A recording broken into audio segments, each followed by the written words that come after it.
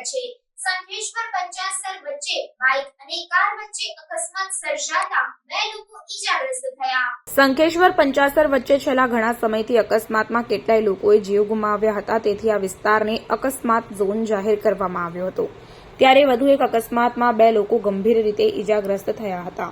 પ્રાપ્ત માહિતી અનુસાર એરવાડા ગામના ઠાકોર દીપકભાઈ દાનુભાઈ અને તેમની પત્ની વસીબેન આ બંને જણા ફિરોજપુરા જવા માટે બાઇક લઈને નીકળ્યા હતા। ત્યારે શંખેશ્વર પંચાસર વચ્ચે ખારવા પાસે બાઇક અને કાર સામસામે અકસ્માતમાં બંને પતિ પત્નીને ગંભીર ઇજાઓ પહોંચી હતી। ત્યારે ઇમરજન્સી 108 મારફતે શંખેશ્વર સામૂહિક આરોગ્ય કેન્દ્રમાં તેઓને ખસેડવામાં આવ્યા।